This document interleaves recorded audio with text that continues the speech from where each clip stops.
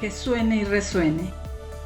Segunda temporada de 60 y qué, un podcast de Lucero Miranda. Hola, ¿cómo están? Pues estamos aquí con mucho ruido, pero en medio del ruido con mucho gusto, con mucha alegría de poder conversar con un buen amigo que se fue haciendo al paso de los años sin proponérnoslo.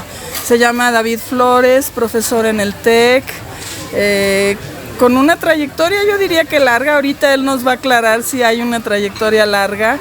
Alguien comprometido con sus causas académicas, que es algo que tal vez nos acerca como otras personas que han platicado aquí en 60 y qué con nosotros, que nos obsequian pues su experiencia de vida, su experiencia docente, sus aventuras, sus trabazones. Y bueno, David, me da muchísimo gusto que estemos en esta ocasión en medio de este ruido. Estamos en un lugar que se llama La Plantería, que descubrimos que hay 2 de ellas. Estamos en la segunda. Luego les cuento cómo fue. David, bienvenido. Hola Lucero, buenos días. Muchísimas gracias por recibirme. Es un gusto y es un privilegio el estar aquí contigo en este programa. Privilegio mío, siempre es un privilegio. Y David, cuéntanos un poquito, ¿quién es David? ¿Quién es David?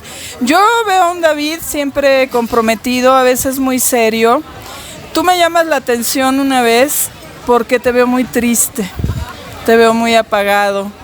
Empezamos a dar una semana TEC, creo que es la primera vez que tuvimos contacto en plena pandemia, la dimos a distancia. Y yo te veía muy apagado y sé que venías pues de un evento familiar muy complejo que te alcanzó a tirar en la lona.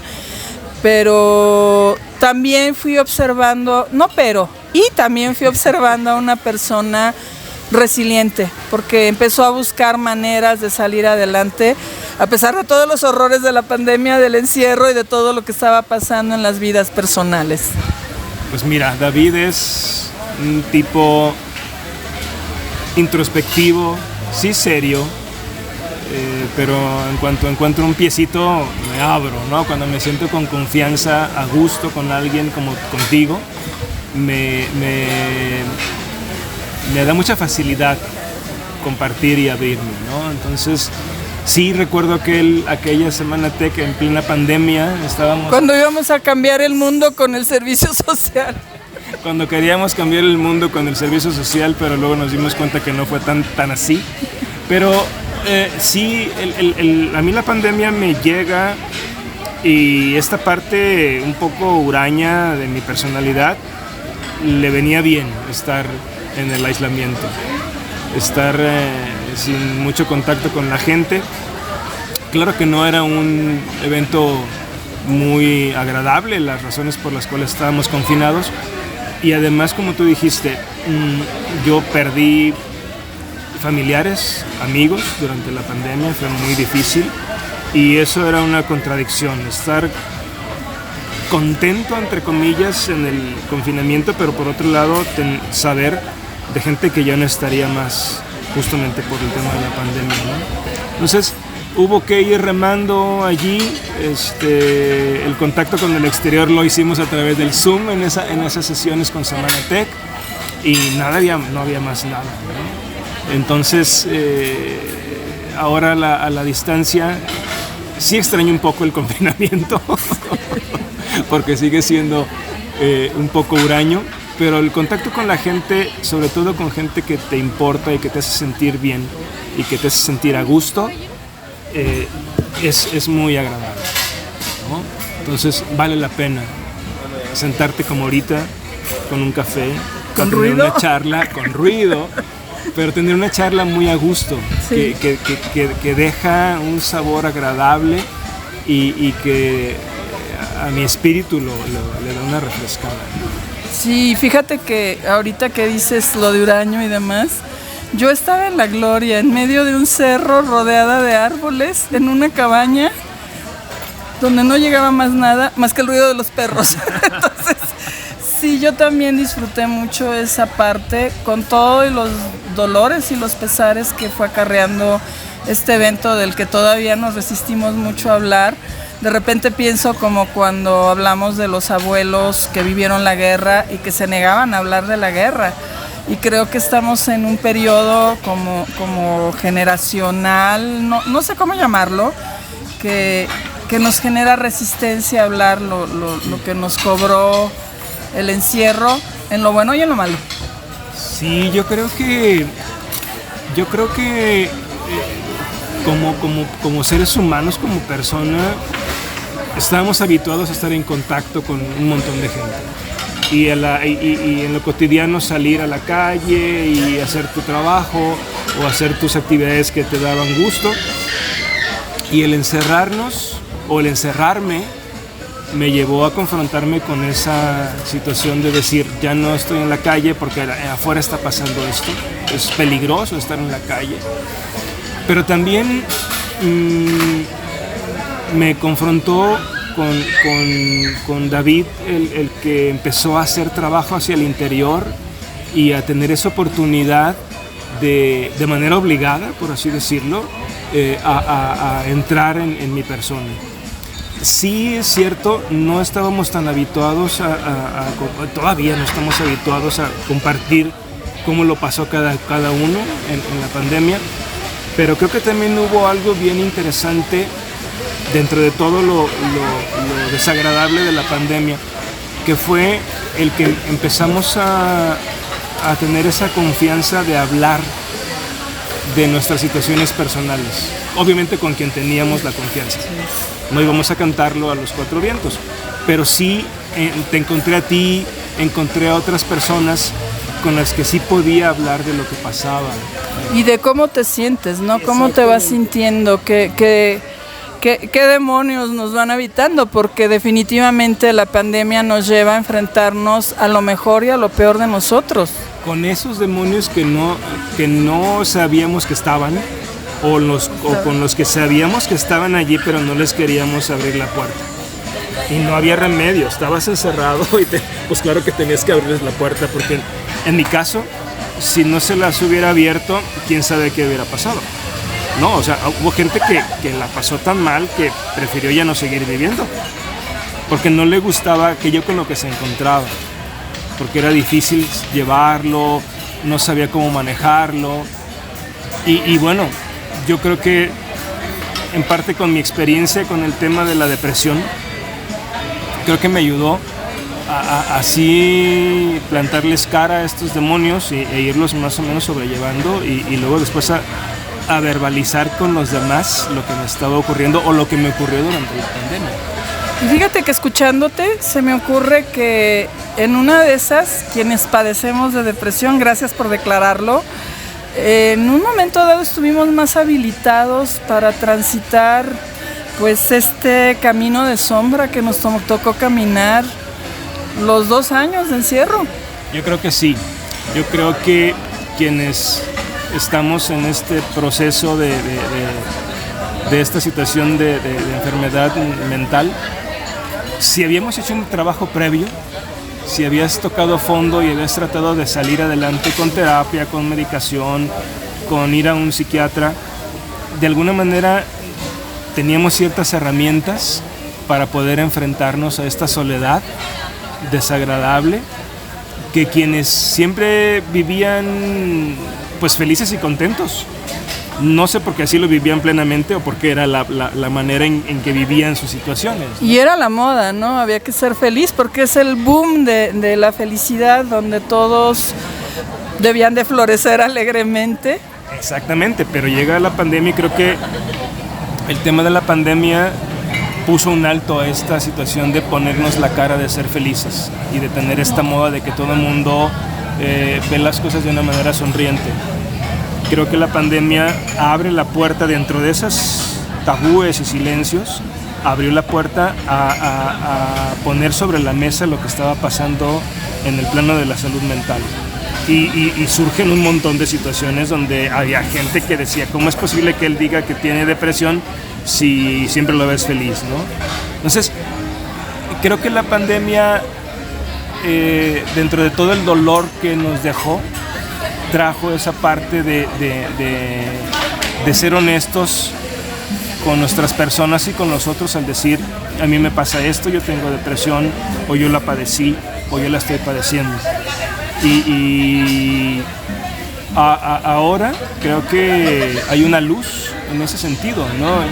Ya es menos difícil que alguien se abra y diga, yo tengo una situación mental que quiero buscar, ¿cuál es? O yo ya la tengo, estoy diagnosticado y estoy en este proceso de salir adelante con esta situación que tengo. Sí, yo recuerdo en alguna ocasión que dije que era alguien con un cuadro depresivo, me dijeron, no, pero no lo andes diciendo, ¿qué van a decir los papás? Sí. Y yo decía, no, pues sí es una condición, o sea, no es algo que yo haya elegido, y yo creo que lo importante es que lo esté atendiendo. Y algo que en los últimos 2 años me encantó en las aulas es el estudiante joven que ahora abiertamente te dice, yo estoy yendo a terapia, y estoy yendo a terapia por depresión, estoy yendo a terapia por ansiedad, me estoy atendiendo, estoy buscando maneras de estar lo mejor posible. Fíjate que esa es una situación interesante. Como profesores tenemos que cumplir con cierto estándar de imagen, ¿no? Y no te enfermas, no te duele la cabeza, no te duele la panza, ni nada. Entonces, cuando yo regreso de pandemia a las aulas, yo tenía ya este compromiso de decir abiertamente lo que me estaba pasando. Sentí que era importante, y al compartirlo con los estudiantes, sí veía sus caras así como de primero entro en shock. ¿Qué le va a pasar a este profe y cómo voy a tratarlo? ¿Qué tal que le da algo ahí el telele, no? Exactamente, ¿no? Y entonces yo les decía abiertamente, tengo este proceso, estoy en meditación. Perdón la interrupción, la música es un extra y bueno, ya escucharon. Es aquí para el tono del acompañamiento. Te decía que yo les decía a mis estudiantes, es que tengo diagnóstico de depresión, he estado medicado, estuve en terapia, voy saliendo adelante. Y luego los estudiantes, después de esa cara de shock, se acercaban a algunos y me decían, David, gracias por compartir lo que te pasa. Fíjate que yo también estoy en este proceso. O yo tengo una prima que está pasando por esta situación. ¿Cómo le puedo hacer? ¿Qué le puedo decir? ¿No? Entonces, creo que abrir la puerta a esta situación también permite a nuestros estudiantes sentir esa confianza de compartir lo que ellos mismos están pasando. Y fíjate que algo que ahora digo mucho en las cosas que escribo y comento es, nos necesitamos. Y necesitamos aprender a acompañarnos. Y considero que esto que tú describes es esa elaboración de cómo puedo acompañar, cómo puedo estar contigo, cómo puedo atender alguna necesidad que con el solo hecho de estar a tu lado puedo favorecer una mejor condición. Justamente hace rato, fuera de micrófonos, tú decías, es que ¿por qué tengo yo que decirlo? ¿Por qué tengo que comprometerme en un caso así? Y yo creo que tú misma has dado la respuesta. El estar ahí, simplemente el poner tu hombro para que alguien más se sienta acompañado, es bien importante. A lo mejor no tenemos el doctorado en salud mental, pero sí tenemos la sensibilidad, la empatía y la experiencia. ¿Y los golpes? Y los golpes que nos hemos dado en estas situaciones, como para poder sí brindar un momento de acompañamiento con el otro que lo necesita. Estar allí creo que es muy importante, más que tener una receta científica de terapéutica de qué hacer, que sí es importante, ¿sí? Pero en algunos casos muchos chicos o muchas personas lo que quieren es sentir que hay alguien allí, que no está solo, como muchas veces a lo mejor tú o yo nos sentimos en algún momento en nuestros procesos de depresión. ¿Con quién voy? Porque si es un tabú decir, pues ¿a quién me acerco? Sí, o que dices tú, no estoy dando el 100 en mi labor docente, pero si voy y hablo con XYZ, quién sabe cómo lo vaya a tomar. Exacto. Quién sabe qué vaya a causar. Entonces sí es vivir como en una dicotomía, no una doble vida, pero sí es una dicotomía donde a ratos, al no sabernos acompañar, al no saber estar, no sabemos para dónde movernos. Exactamente.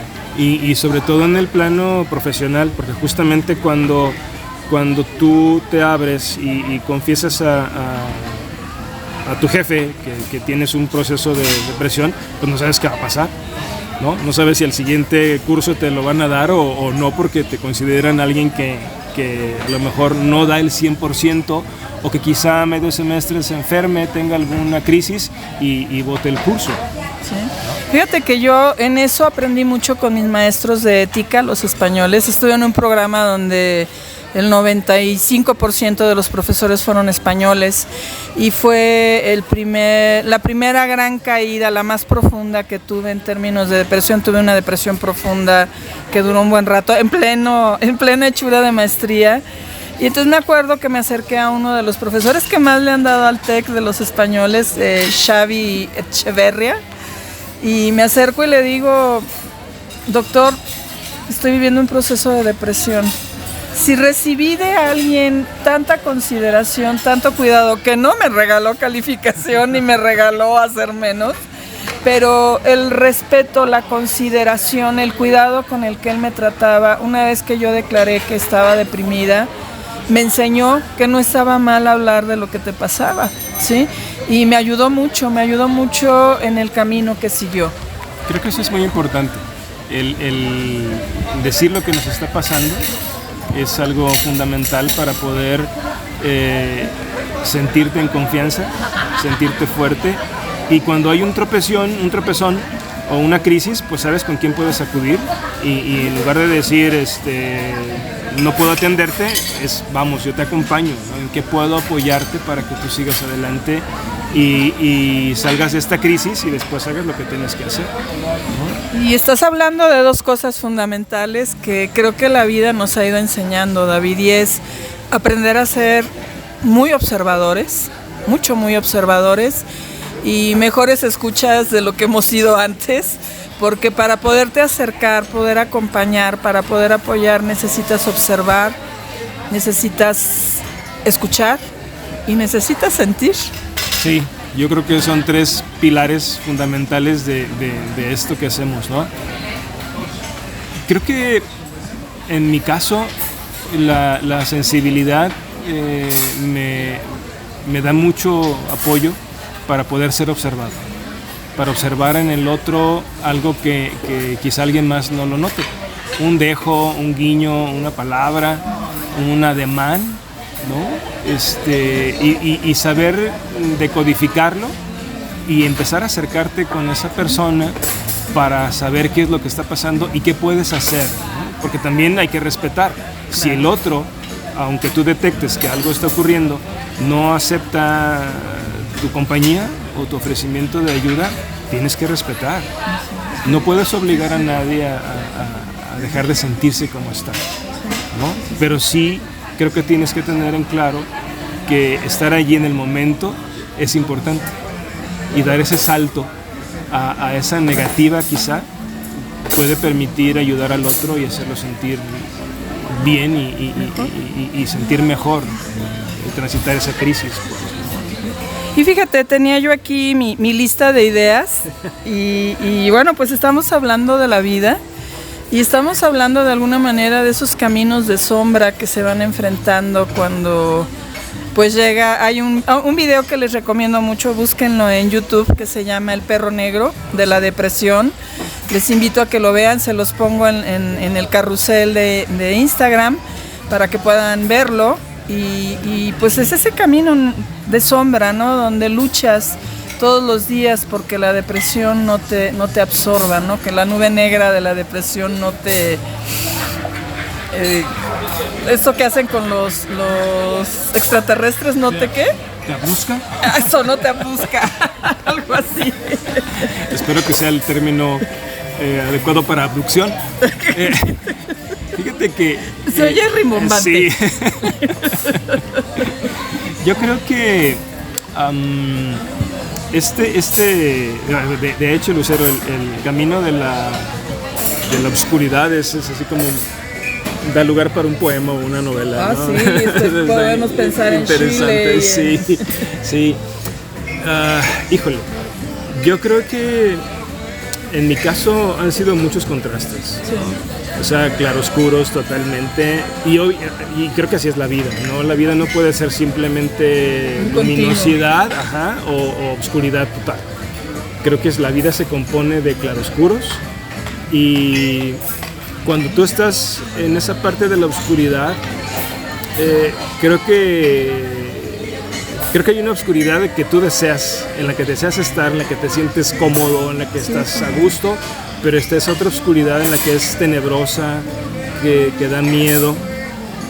Y yo he transitado por las dos. Sí. Por elección he transitado en esa oscuridad en la que es a gusto estar sintiendo esa parte de la soledad. Sí. Pero la otra oscuridad, esa tenebrosa, no es la que uno puede ser o puede atravesar de manera gustosa, pero hay que transitarla. Y que te puede llevar a tomar decisiones que ni siquiera quieres tomar. Sí, algo que aprendí, porque vienen los pensamientos suicidas, vienen tantas cosas de las cuales la gente no quiere hablar, y comentábamos hace rato, si no lo hablamos no existe.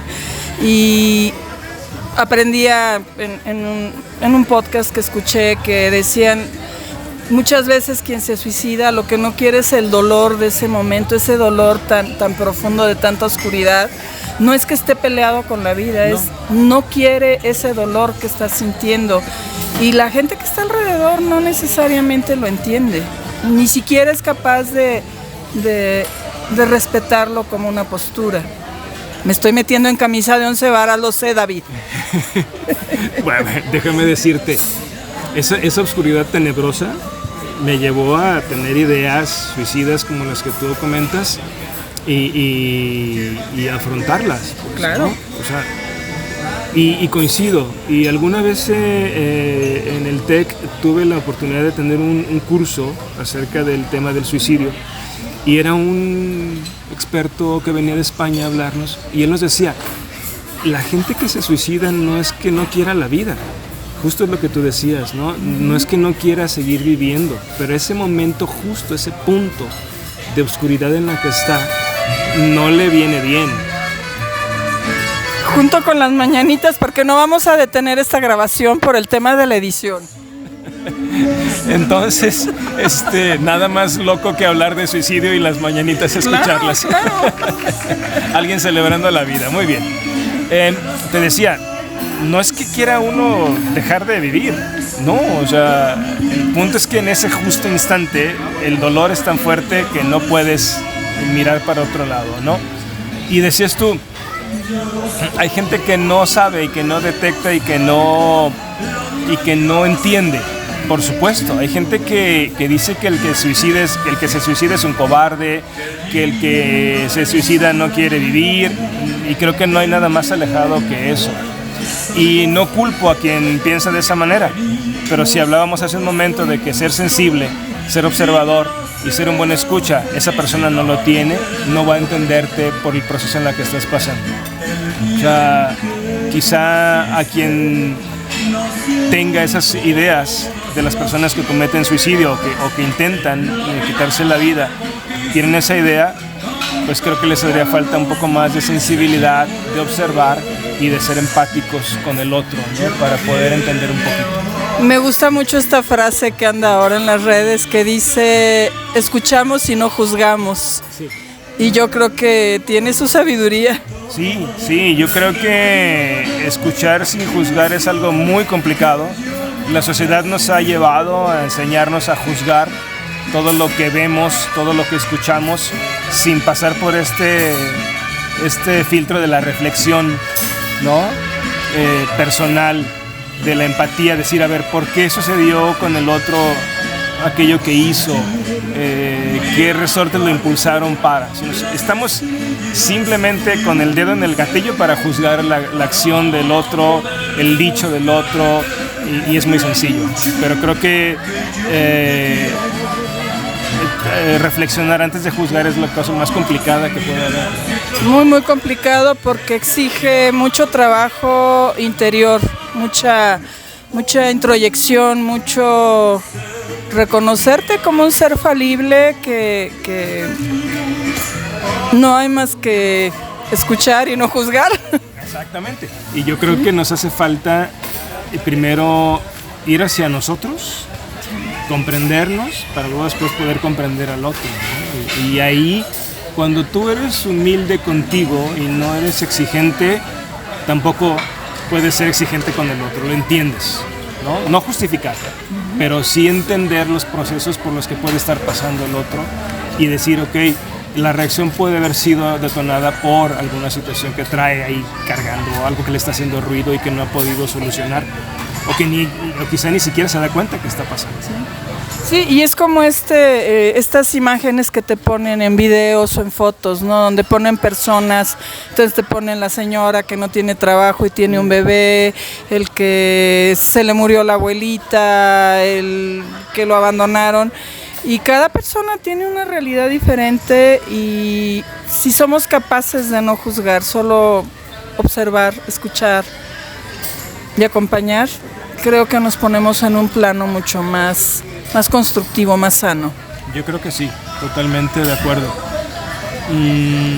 Creo que siendo observadores de las personas y del entorno, nos podemos dar cuenta de que todos tenemos una historia y que todos traemos cargando una historia que a veces no es agradable, que tiene más oscuros que claros, que luminosidades. Y creo que lo justo es que podamos comprender al otro en esa dimensión en la que está cursando, pues, ¿no? Si el otro tiene una situación complicada, mejor decir, ok, lo entiendo, ¿y en qué puedo ayudar? ¿En qué puedo apoyar? ¿Cómo te acompaño, no? Exactamente. Sí, y esta parte de pues ahora que hay tantos recursos, ¿no? Desde hacer tu árbol, hacer tu constelación, habrá quien le guste constelar, habrá quien le guste hacer de ir para atrás en tu vida, se me fue la palabra, también se me fue la palabra, pero ir para atrás, regresión, sí, esta parte de recuperar historias, hay tantos recursos que antes no teníamos, entonces creo que como individuos, tenemos la necesidad no declarada y no reconocida, no sé si me estoy perdiendo, de decir, oye, pues tengo que escribir, tengo que preguntar, tengo que buscar entender, pues qué onda conmigo para poder estar con los demás. Sí, y justo ahora hay un boom de todo tipo de recursos, ¿no? Sí. Puedes ir al mundo digital y te encuentras un montón de aplicaciones, de test que puedes ir haciendo y darte cuenta de cómo estás. Puedes ir a la terapia, puedes hablar con alguien, tener justamente alguien que te acompañe. Y creo que todo esto se da justo a partir de esto, de que todo se pone sobre la mesa, de que la situación de las enfermedades mentales están allí y gracias a esta apertura han surgido situaciones que no había antes, recursos que no teníamos antes. Cuando yo empecé a tener estas situaciones de depresión, pues nunca había pensado en que hubiera una aplicación para tenerla en el celular y de pronto consultar con alguien o consultar con la misma aplicación a lo que pudiera hacer. Que te eche porras. O que me eche porras, ¿no? O sea, es más, ni celulares había cuando yo empecé con esto, ¿no? Pero creo que afortunadamente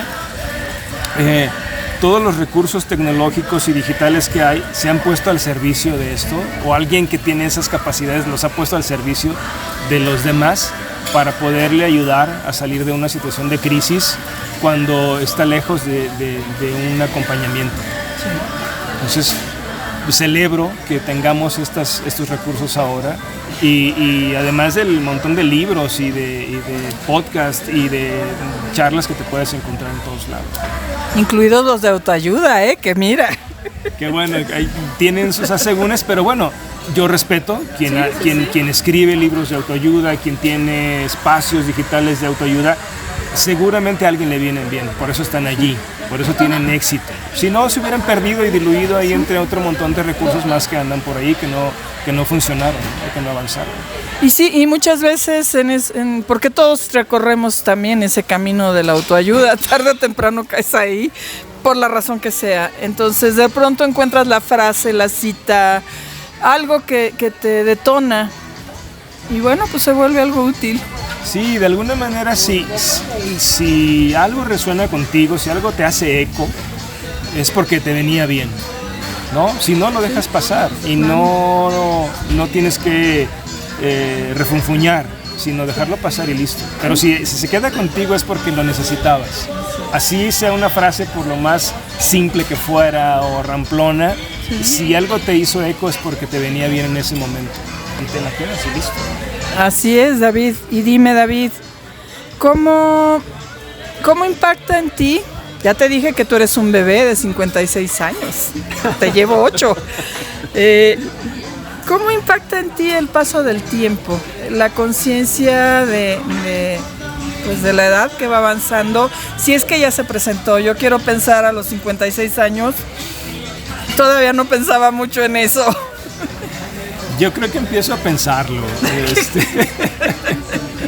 Me he dado tiempo como con esta idea de que de pronto me ha saltado. Sí. Tú sabes, cuando me conociste, que estaba en esa situación de crisis, al tiempo después te comenté que empecé a hacer ejercicio. Entonces, creo que eso como que postergó un poco que esta idea me haya saltado, el tema de la idea, ¿no? La preocupación de la idea. Pero creo que es natural, o así lo pienso, empezar a pensar a cierta edad en la edad y cómo el tiempo va pasando. En el caso del ejercicio me ha ayudado mucho a ir dándome cuenta cómo mi cuerpo puede, mantenerse en forma. Puedo mantener mi cuerpo en cierta forma cuidando la alimentación, cuidando el tema del sueño, que ahora tengo un tema con el sueño, y ejercitándome. ¿Cómo puedo ir tratando bien a mi cuerpo? Pero también me he dado cuenta que mi cuerpo va cambiando y que no es lo mismo salir a correr 10 que 15 kilómetros en el cerro, ¿verdad? No es lo mismo a los 20 que a los 56. Exactamente. Justo es eso, ¿no? Y creo que la respuesta que he empezado a construir es muy padre, porque digo, ok, tengo 56 y tengo la fortuna de poder salir a correr en el cerro los kilómetros que pueda correr. Que mi coach me ponga y que pueda correr, ¿no? Y luego con gusto, y me siento orgulloso de mi cuerpo. Yo les digo a mis estudiantes que hacer ejercicio a su edad es una inversión para su futuro y que deben de considerarlo, tener en plan de hacer ejercicio, ¿no? Yo empecé tarde a hacer ejercicio de esta manera organizada, con un coach, con un club, donde hay todo un detrás que me ha hecho correr ahora 20 kilómetros en el cerro, ¿no? Entonces, darme cuenta del paso del tiempo en mi cuerpo me ha permitido sentirme orgulloso de él. Yo no me siento avergonzado de decir que tengo 56, de tener el cuerpo que tengo y de decir, puedo hacer con él esto, ¿no? Puedo caminar, puedo correr, puedo brincar, puedo saltar y disfrutar de mi cuerpo y de la naturaleza como lo hago ahora. No me da miedo el tema de la edad. Veo mis manos y empiezo a tener esas manchitas, ¿no? Que de pronto dicen, es que tienes manchitas y ya tienes cierta edad. Creo que la edad no se cifra por la cantidad de manchas que tengan las manos, pero me siento bien, o sea, estoy feliz con mi cuerpo, me siento orgulloso de cómo el tiempo ha pasado y lo he aprovechado. Alguna vez no fui tan generoso con mi cuerpo, en el sentido en que no valoraba la riqueza que es tener un cuerpo sano. Y desvelé, fumé, bebí y de pronto paré y cambié la ruta. Y creo que gracias, afortunadamente, eso no me ha pasado factura, pues, ¿no? Sino al contrario, puedo seguir adelante y mirar atrás y decir, el tiempo que pasaste, pues lo disfrutaste, ahora estás disfrutándolo de otra manera. Claro. No, pues qué padre, ¿no? Qué padre. Y yo te admiro mucho a ti y a mi amiga Mireya, que también va a pasar por aquí ya a la entrevista. Ay, porque yo no he dado el paso de eso de cuidar el cuerpo con ejercicio. Y es una necesidad, estoy consciente de que es una necesidad. No he encontrado mi camino, a lo mejor no lo quiero encontrar, pero sí es un paso prácticamente obligado para generar bienestar. Yo creo que sí, y bueno, yo lo veo en mi persona como un compromiso conmigo, con mi cuerpo y también platicando con un amigo común, Domingo Cos. Él me decía que ante una situación de cuidado, de autocuidado, es muy importante por uno mismo, pero también por los otros, por los demás que están a tu alrededor, por no causarles un conflicto, una carga o como quiera llamarle la gente, ¿no? Y es esto justamente, sentirte bien contigo, pero también sentirte que en algún momento cuando alguien más no se basta por sí mismo y se convierte en una dificultad para la familia, tú puedes seguir adelante. Claro. Y fíjate que esto va muy de la mano con los nuevos paradigmas que están surgiendo en torno a las personas mayores. Me gusta muchísimo más el término español de persona mayor que adulto mayor. Y es decir, pues es que llegas a los 60, a los 70 y sigues haciendo cosas, sigues produciendo, sigues estudiando, viajas, arrancas proyectos, acompañas procesos. Ya no estás quedando encasillado como muchos y muchas intentan hacerlo. Y yo creo que aún rebasando los 80 hay un montón de gente que está haciendo cosas hoy por hoy y es como ir rompiendo la camisa de, a ver, no me pongas en una camisa donde me vas a encerrar y tengo que responder a una serie de mandatos sobre la vejez impuestos por la sociedad. Entonces me tengo que cuidar, me tengo que preparar, me tengo que habilitar para tener pues ser una persona adulta al 100. En pleno. Yo creo que el sistema y la sociedad es muy cruel con las personas mayores. Fíjate que hay una campaña, te la voy a compartir, ya la tengo en Instagram. Es una campaña sobre el daño que provoca la presión de las cremas y el maquillaje y todo esto que le exige a las personas, hombres y mujeres, no arrugarse, rejuvenecer. Entonces hay una campaña y están pidiendo firmas para que se rompa el círculo del edadismo alrededor de las cremas, los maquillajes. Está padrísimo porque es romper un paradigma muy importante, ¿no? O sea, las cremas no determinan mi juventud. Exactamente, ni las cremas ni las manchas, ¿no? Y es edadismo. Exactamente, entonces creo que romper con estos parámetros que la sociedad nos impone es bien importante, porque cuando tú llegas a cierta edad, hablando en este tema del paso del tiempo y la edad en la que tenemos, de pronto pareciera que es autodescarte. Tienes 55, tienes 60, ya no funcionas, ya no produces. Y al contrario, creo que es cuando, si tienes la fortuna de ser un jubilado y poder tener tus recursos para vivir dignamente, es cuando más puedes hacer también por ti y por los demás, ¿no? Le dedicaste tu vida a tu trabajo, ahora puedes dedicarle la vida a lo que siempre también quisiste hacer o que hiciste, pero ahora tienes el doble del tiempo para hacerlo. Quien escriba, quien pinte, quien edifique, quien proyecte, quien cocine, ¿sí? Cultive plantas. En ese momento en que es más pleno, porque dispones de todo el tiempo, ya no tienes que cumplirle al checador, ni al jefe, ni a la empresa, dispones del doble del tiempo para hacerlo. Y fíjate que empiezan a pasar cosas, está este periodista, nos guste o no su corte, no sé, el que sea, pero por ejemplo Jorge Ramos, todavía lo escuchas en sus primeros programas en redes, como sorprendido de me estoy reinventando, estoy haciendo cosas que nunca me había atrevido a hacer, y así como que se cisca todavía de ser capaz de dar para adelante. Y así está él, y está un montón de gente que está haciendo cosas que además nunca se imaginaron que iban a poder hacer. Exacto, yo creo que hablando de esta imposición de la sociedad de que a los X años ya no eres productivo, mucha gente se pone esta venda en los ojos y asume que no puede producir o que no puede crear, pero basta con quitarse esa venda para darnos cuenta de que sí se puede producir, de que sí se puede crear, y quizá con una mejor calidad porque le dedicas más tiempo, ¿no? No tienes ese estrés del trabajo que te roba el tiempo de creatividad o el tiempo de creación para hacer lo que te gusta hacer, como bailar.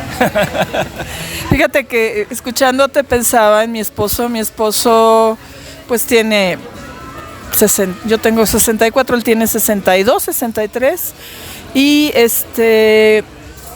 pues cuando viene todo esto de la pandemia, había iniciado un proyecto, tuvo que dejarlo, y pues estos 5 años fueron muy duros, caímos en deudas muy violentas, en situaciones muy complicadas por falta de recursos, por falta de trabajo, estuvo en riesgo nuestra casa, o sea, pasaron muchas cosas que a muchísimas más personas también les ocurrieron, y tuvimos la fortuna de que alguien, a quien yo quiero mucho, lo recomienda y sugiere que él ponga su currículum en la empresa donde está trabajando ahora.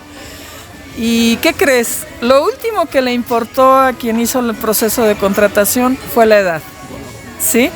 Y entonces mi esposo es ingeniero con una especialidad en alimentos, tiene una maestría en calidad, tiene otra maestría, se va a enojar, no me acuerdo, pero en cosas ingenieriles, y hoy por hoy es el director de operaciones del centro de distribución de esta empresa, son restaurantes.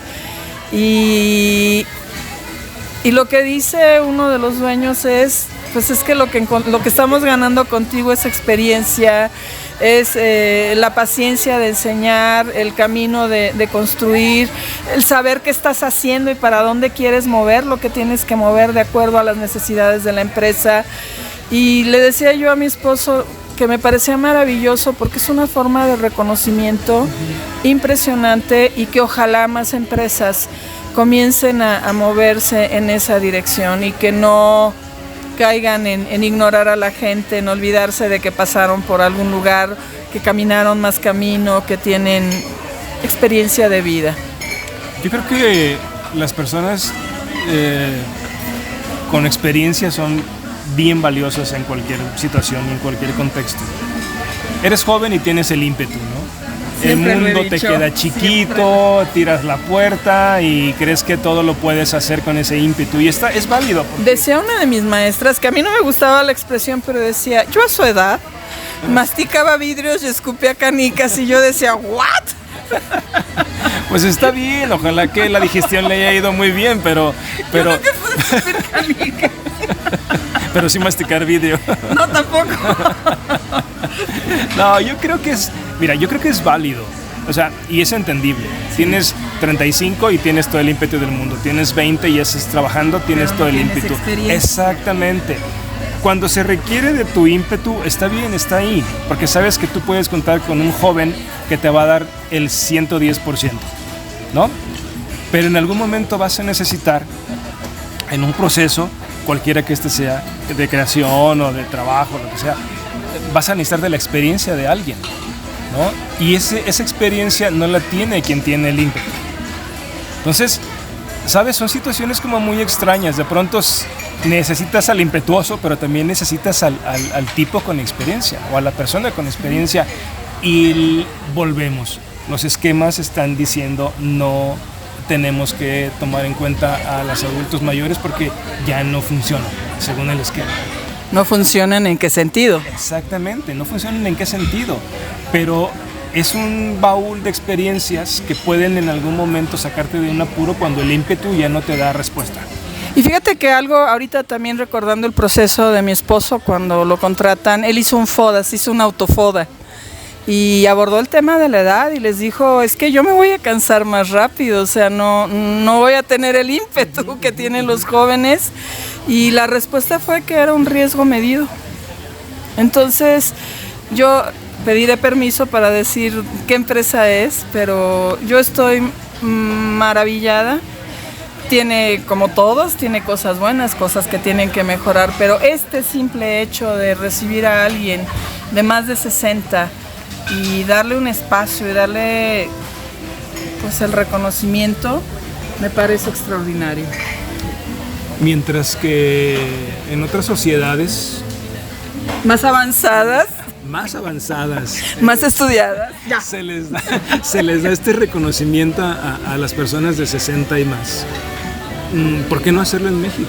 ¿No? O sea, ¿por qué no reinventarse y tomar ese riesgo medido de tener en sus filas gente con la experiencia que no tiene, que no les da la gente impetuosa, los jóvenes? Y fíjate que volveríamos a esto que estuvimos conversando fuera de micrófono, el irte sin pena ni gloria, ¿sí? Y creo que ahí como sociedad le quedamos debiendo, nos quedan debiendo a los de 60 y más. Yo creo que sí, totalmente.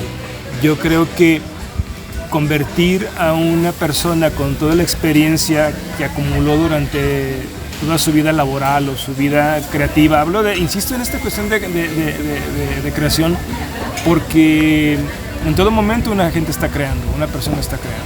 Entonces, creo que perderse de esta riqueza es una deuda que tienen las empresas, las instituciones educativas, cualquier tipo de institución que tenga entre sus filas personas que a cierta edad los desechen, ¿no? Porque así conviene. No sé todavía las razones, no me quedan claras por las cuales así conviene. Sé que hay cuestiones económicas y políticas que así lo determinan, pero creo que esa misma empresa o este mismo sistema puede mirar hacia el otro lado y darse cuenta de eso que se ha perdido y de esa deuda que está teniendo cuando esa empresa o esa institución cierra los ojos a una persona que se va y se va así, sin pena ni gloria, ¿no? O lo dejan ir así, sin un reconocimiento, no tanto un reconocimiento impreso en una tabla, en un cristal o en un lo que sea, no. Me encanta. Sino en un siéntate, vamos a tomarnos un café y vamos a agradecerte y a honrar lo que tú diste a esta empresa, ¿no? Sí, eso sería muy lindo, ¿no? Como un cierre lindo y que deja la puerta abierta a otras cosas. Fíjate que mientras te esperaba, con la confusión estamos en un lugar que se llama La Plantería, se los recomendamos si les gustan las plantas. Está muy sabroso también, ya oyeron, la música es muy variada, sí, hasta las mañanitas. Y en lo que esperaba yo a David, porque David se fue a la plantería de Bosques de Santa Anita y yo me vine a la plantería de Camino Real. Ya se me fue la onda, ¿qué te iba a decir? Estabas hablando de este reconocimiento, de este no dejarse ir sin pena ni gloria. Sí, ya se me fue la onda. Dice mi amiga Leti Sánchez que peor que nos vamos a poner. Sí, ir sin pena ni gloria es abrir la puerta. A ver, reconfiguro. A donde yo quería llegar estoy interesada en tomar un diplomado sobre neuropsicología y arte. Wow. Y me han estado buscando, entonces ya les dije, no puedo tomarlo ahorita porque no lo puedo pagar, porque estoy en mi proceso de jubilación y no tengo dinerito con tanto y sonante. Pero ya que hoy me van a hacer una mejor oferta, me dijeron. Sin embargo, la chica que me atendió, que me llamó, me decía que para ella era muy importante que yo me pudiera quedar, y no creo que lo haya dicho por labia, porque dice, ojalá hubiera más personas de más de 60 años en proceso de jubilación buscando seguir preparándose. buscando seguir haciendo cosas y dice, yo la escucho que quiere seguir dando pláticas, que quiere dar cursos, que quiere escribir y eso es lo que necesitamos de las personas mayores. Y la verdad, la neta, como dicen los jóvenes, sentí muy bonito, porque dije, es que soy una convencida que la vida no se acaba. No. Cuando te jubilas, cuando baja la cortina o te la bajan, cuando te vas sin pena ni gloria. Yo creo que, cuando tienes la fortuna, como tú, de decir, me voy a jubilar, tengo salud, tengo claridad mental y tengo, casi. aunque hay paréntesis, no, yo creo que es una fortuna y es una bendición, ¿no? Y un proyecto de vida. Y entonces es cuando de pronto surge esta capacidad de reinventarte. ¿Qué voy a dejar de hacer? Ya no tengo que cumplir con un horario, ya no tengo que cumplir con un jefe, etcétera, etcétera. Pero sí puedo seguir con esa misma energía y esa misma batería. Y hasta más, teniendo ese gusto por seguir aprendiendo y seguir creciendo. La vida no se acaba, como tú dijiste, cuando te has jubilado. Yo creo que recomienza siempre y cuando tengas un proyecto de qué voy a hacer después de que me jubile, porque yo conozco en mi medio. Ahí te mando saludito por el Face, claro, donde he visto tus obras. Por favor, claro que sí. Cuídate mucho, gracias. Hasta luego, buen día. Hasta luego. Yo conozco gente que ha muerto después de jubilarse porque de pronto no tenían un proyecto y se enfermaron de todo, hasta de tristeza. Entonces, creo que es bien importante tener un proyecto.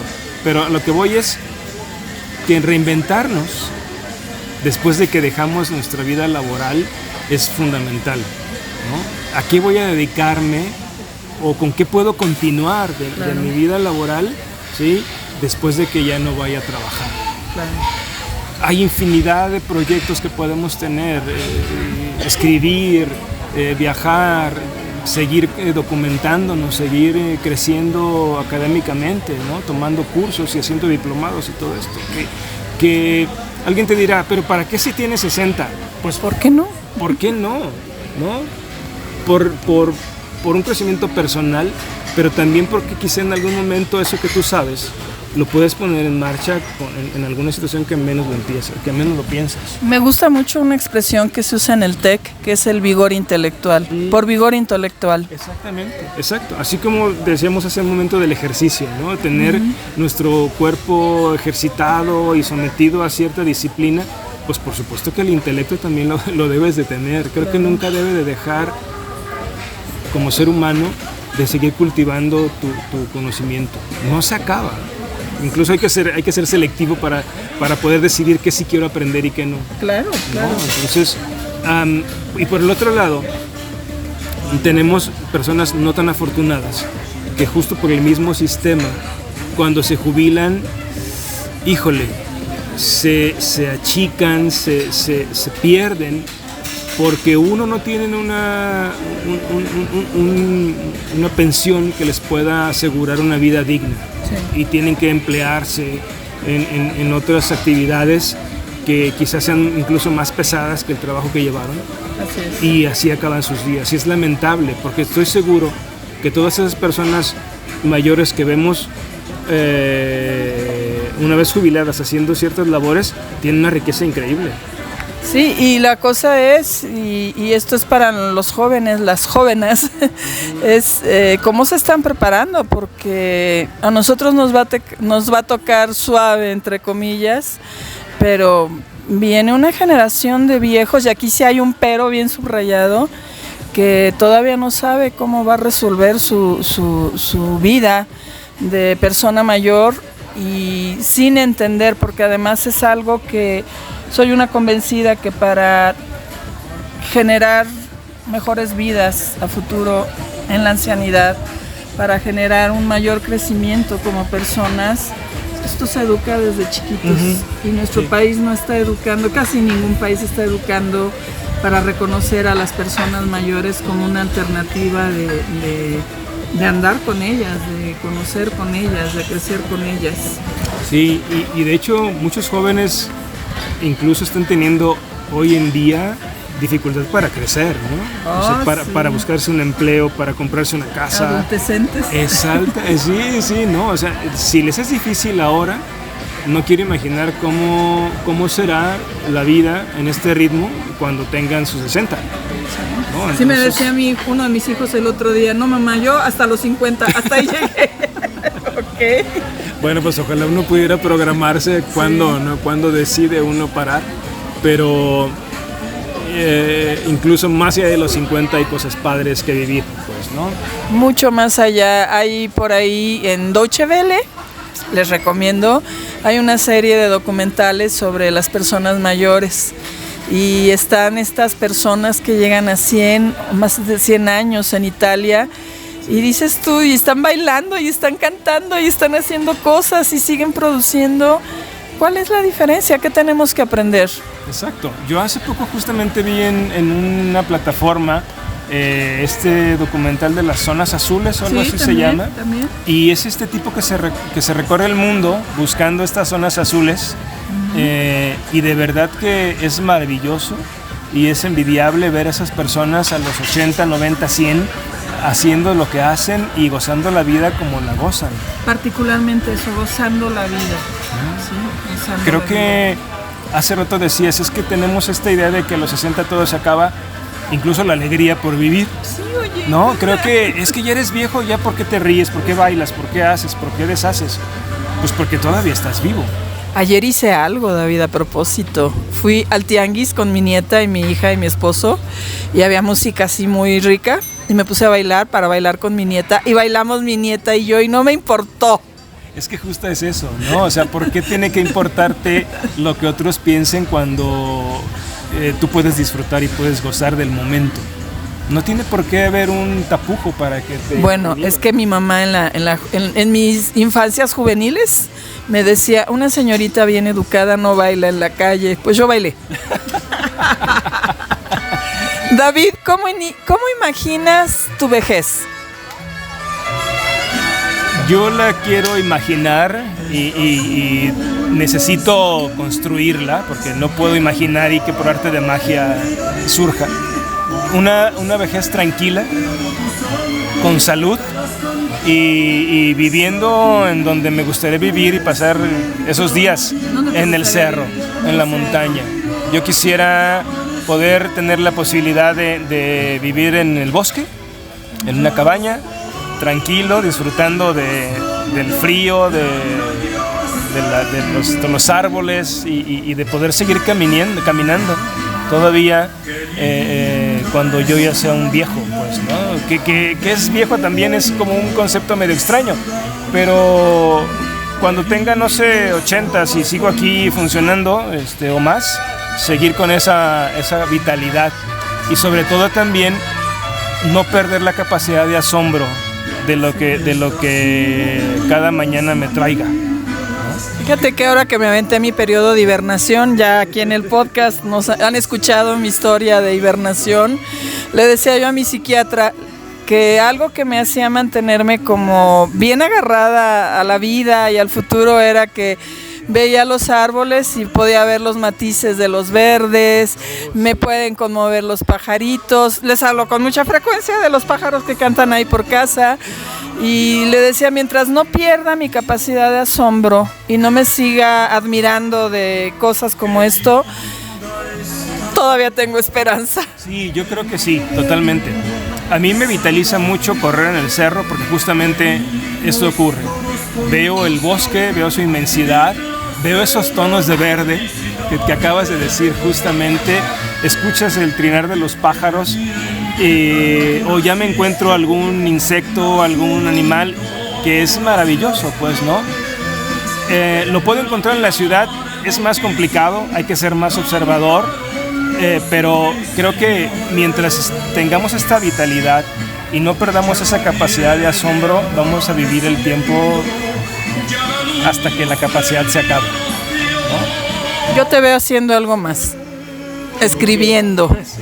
Sí. Escribiendo. Sí, fíjate que estas semanas acá que estoy caminando estas zonas oscuras de las que platicábamos hace rato, de pronto me volvió la inquietud de retomar la escritura.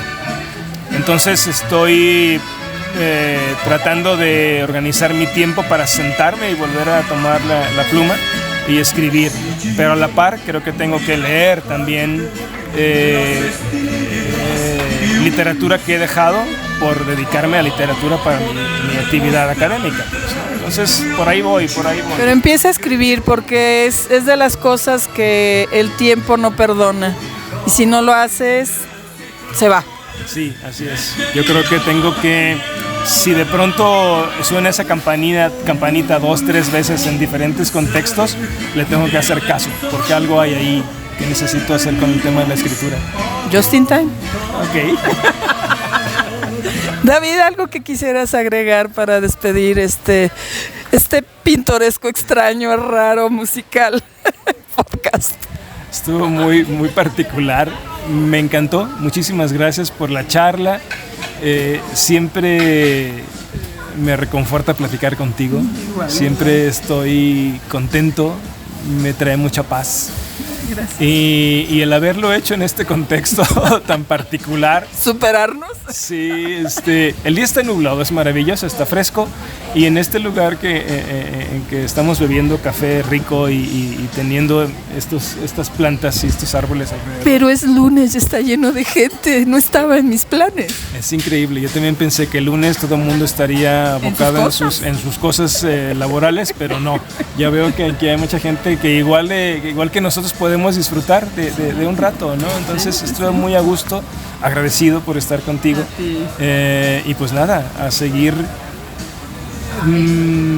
sorprendiéndonos por lo que cada día nos trae, ¿no? No dejar que esa capacidad de asombro se nos agote. Bajo ninguna circunstancia. David, muchísimas gracias.